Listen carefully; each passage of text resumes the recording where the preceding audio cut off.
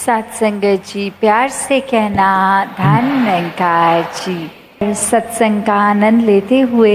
संतों की वाणी को श्रवण किया कि सभी महापुरुष क्या बोल रहे थे, चाहे भजनों में गा रहे थे, कविताओं में बोल रहे थे, वो आवाज़ जो युगों युगों से संतों ने दी है, आज यहाँ से भी वही आवाज़ सुनने को मिली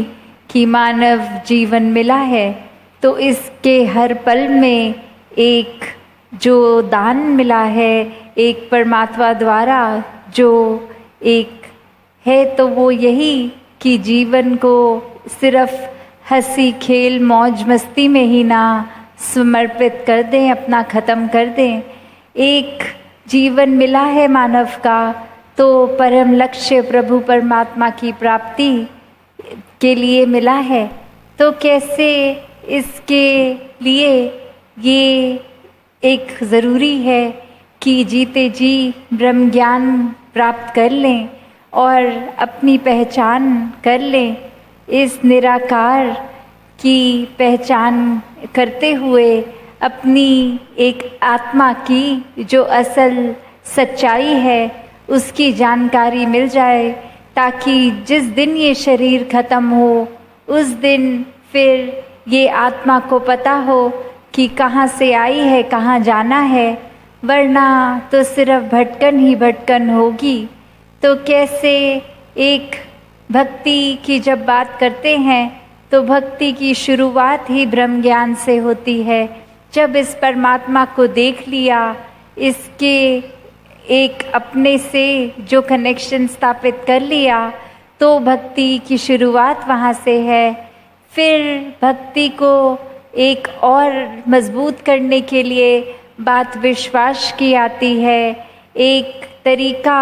जो बहुत ही सरल कि नित्य प्रति संतों के अंग संग रहें, सत्संग में आकर अच्छे गुणों को श्रवण किया करें, अपनी आध्यात्मिक जड़ों को और मजबूत किया करें, मन का रिश्ता इस परमात्मा के साथ सुमिरन द्वारा और पक्का करा जाए, अपने जीवन को पूरे संसार, इस पूरी मानवता के लिए समर्पित निस्वार्थ सेवा से किया जाए, तो कैसे परमपिता परमात्मा निरंकार जो भी नाम से हम बुलाएं, तो ये सच्चाई हमेशा से थी, हमेशा के लिए है। अक्सर इंसान जब किसी को देखता है कुछ करते हुए तो वही कार्य करने लग जाता है बिना सोचे समझे। एक अपनी जो इस परमात्मा ने ये दिमाग, ये बुद्धि, ये विवेक, ये चेतनता जो दी है, उसका प्रयोग करना भूल जाता है कि कैसे किसी एक ने कर लिया, वो ही दूसरा अंधाधुंध करने लग गया। तो बात वही है कि एक नकल अगर हम किसी के करेंगे बिना कारण जाने तो वो हमें लाभदायक नहीं रहेगा। जैसे अगर कोई स्कूल में बच्चे को खुद कुछ ना आता हो, सिर्फ आगे वाला अपने एक परीक्षा में क्या लिख रहा है उसी की नकल करके लिखते गए, तो अपनी बुद्धि तो उनकी बड़ी नहीं, वो ज्ञान दिमाग में उनके बेहतरी के लिए तो कुछ हुआ नहीं, सिर्फ कुछ नंबर ज़रूर परीक्षा में ज़्यादा आ जाएंगे ऐसा करने से। तो असल में बात क्या है, इंसान सिर्फ ये भक्ति में भी ऐसा ही करने लग गया है। अक्सर देखते हैं कि कोई व्यक्ति ऐसा कर रहा है तो उनके जीवन में बहुत ही दौलत आ गई है, कुछ वो एक तरह का अपनी रूटीन सुबह से रात तक की इस तरह जी रहे हैं, तो वो कारण ये रहा है कि हर किसी कि अपनी तो भक्ति मजबूत है, फिर वो अपने हिसाब से अगर अपने दिन को चला भी रहे हैं तो कारण इसमें भक्ति का मजबूत होना है, ना कि अगर हम ये समझें कि किसी का एक सफलता रूप इसलिए मिल रहा है क्योंकि उनकी रूटीन इस तरह की है, और वो फिर बात यही कि एक नकल के तौर पे वो रूटीन हमने भी आजमा ली, सुबह से रात तक जो दूसरा व्यक्ति कर रहा है उसी को करते चले गए। जो मन में उसके भाव है, जो अच्छी आदतें हैं, वो है कारण जो एक उसको सफल बना रहा है। पर अक्सर इंसान कुछ और ही तरीका समझ के उसको वैसे ही अपने हिसाब से एक बिना जैसे आंख बंद करके उसको कॉपी करता चला जाता है। तो अक्सर यही बात संत हमेशा से समझाते हैं कि जो भक्ति है ये हर एक की बड़ी इंडिविजुअल जर्नी है अपनी, एक हर एक का अपना मार्ग है। कैसे सिर्फ और सिर्फ जब हम ध्यान लगाते हैं कि ये संत क्या आवाज़ दे रहे हैं, ये क्या करने के लिए इंसान को ब्रह्म ज्ञान लेने की ये जो ज़रूरत समझाई है, तो बात वही कि जब परमात्मा का एहसास हर समय रहेगा तो जो कार्य करेंगे वो भक्ति बनता चला जाता है। तो फिर एक ये बात कि किसी का कुछ अच्छा लगा तो वो अपनाना उस तरह तो अच्छा है जिससे एक हमारी भलाई हो, पर बिना वजह जानना एक जो अंधविश्वास भी कह लें, एक सुपरस्टिशन भी कह लें कि किसी ने ऐसा किया, ये प्रथा चलती आ रही है, बेवजह उसको सुनकर उसी की तरह उसी भेड़ चाल में चलते गए। तो हर चीज़ का जब एक कारण सही पता हो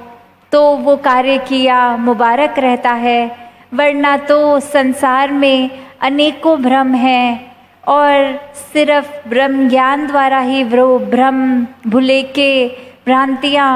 वो झूठ एक सामने आते हैं और एक सच्चाई का रास्ता ब्रह्म ज्ञान द्वारा ही समझ आता है कि किस तरह अगर एक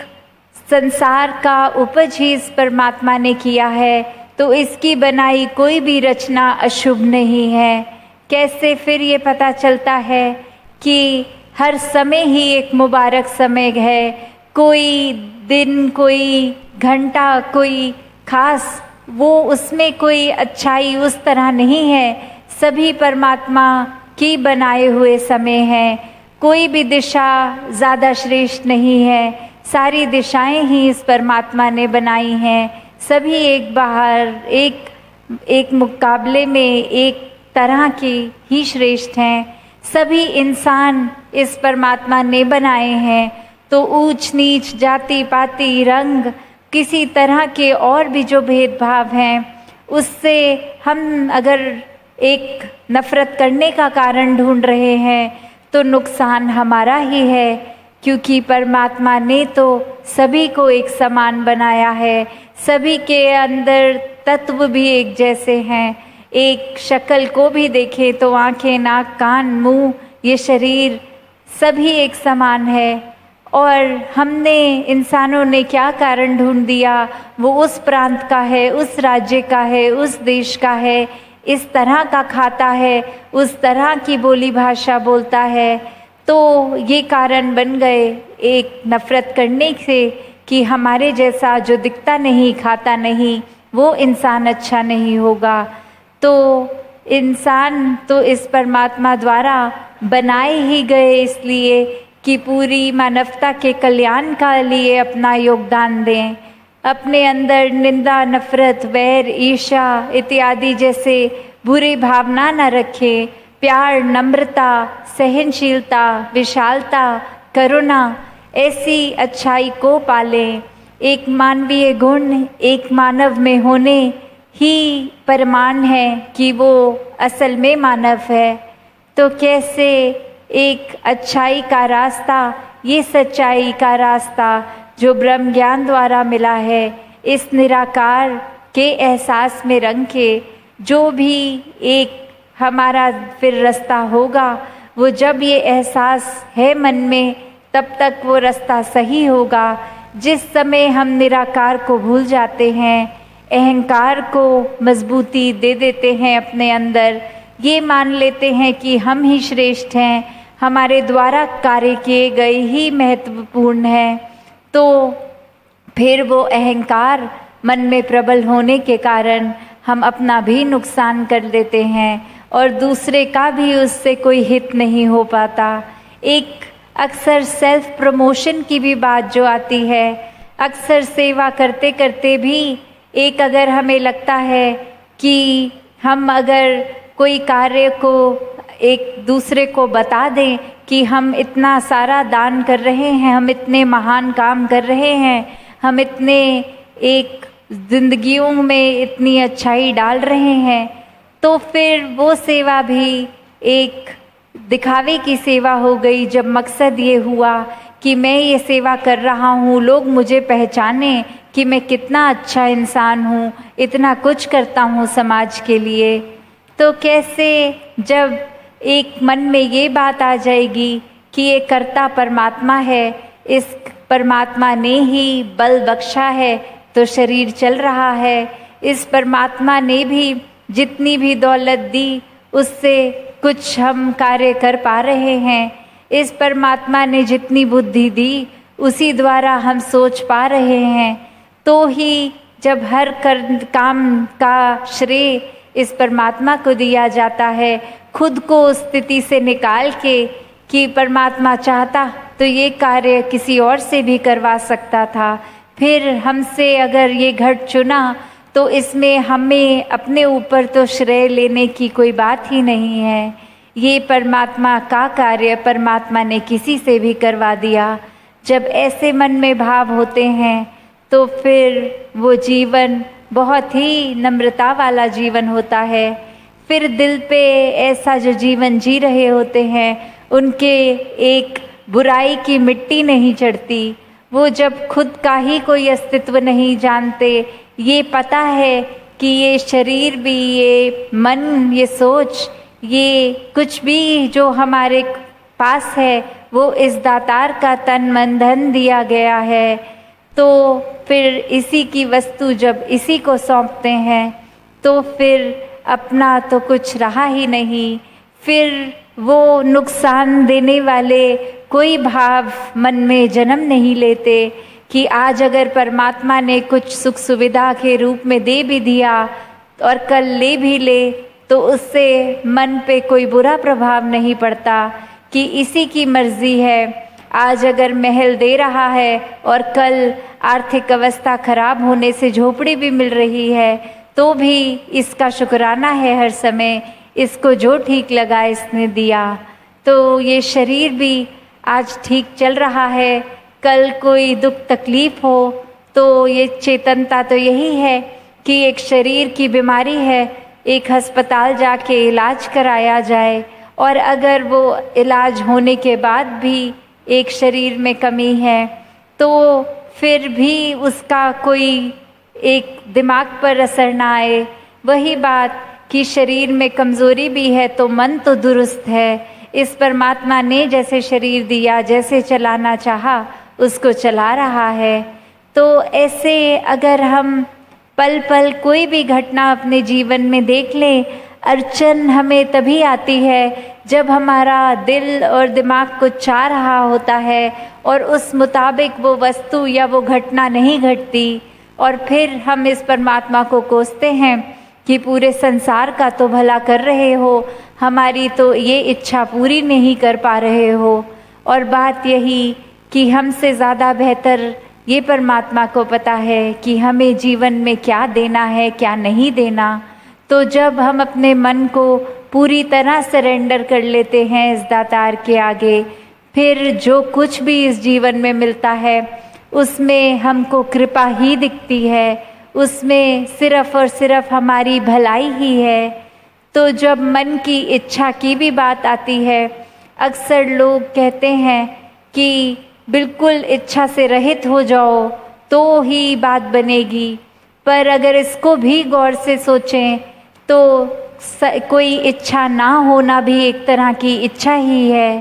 तो कैसे अपने आप को बहुत ही बैलेंस तरीके से जीना है, जहाँ इस परमात्मा ने वो काबिलियत बख्शी है। एक जैसे स्टूडेंट्स को हम स्कूल टाइम से समझाते हैं कि बच्चे पढ़े लिखो अभी इस समय ताकि आगे जीवन में कुछ बन पाओगे, वो ड्रीम्स की बात, एक लक्ष्य की बात, एम की बात हम करते हैं। तो काबिलियत तो इस परमात्मा ने हर एक को दी है। अब हमें उस रास्ते पे वो काबिलियत अपनी पूरी करने के लिए चलना है। जब अगर कुछ एक हासिल हुआ उसमें भी फिर कृपा परमात्मा की है, और अगर अपना पूरी मेहनत अपने पूरे दिमाग से अपने शरीर से पूरी कोशिश कर ली फिर भी कोई चीज़ हासिल नहीं है तो उसमें भी दुखी नहीं होना, ये सोचकर कि इसमें भी परमात्मा ने कोई भलाई छुपाई है, आगे कुछ और इससे अच्छा मिलना है। तो दातार सभी पे कृपा करे कि हर पल जब इस निरंकार को याद रख के कोई भी कार्य करे, कोई भी एक सिचुएशन एक हालात जीवन के हैं, तो जब तक इस निरंकार को उस समय हम हाजिर नाजिर देखेंगे उस पल में कोई दिक्कत ही नहीं लगेगी। और जब उसमें नहीं दिखेंगे, सोचेंगे सब गलत है, तो हमारा एक सोच हमारे दिल में भी ये नेगेटिविटी बस जाएगी जो हमको भी परेशान करेगी, घर वालों को भी। और आगे हम जिससे बात करेंगे एक सिर्फ और सिर्फ नेगेटिव बात ही करेंगे, एक नुकसान दिए बात करेंगे। तो हर समय हमने सिर्फ निरंकार को याद रखना है ताकि हम भी एक जीवन अच्छा जीते चले जाएं और जीवन खत्म होने के बाद भी इस आत्मा को पता हो कि कहाँ जाना है। दासी इन्हीं शब्दों से आज्ञा लेगी। सात संगत जी, धन निरंकार जी।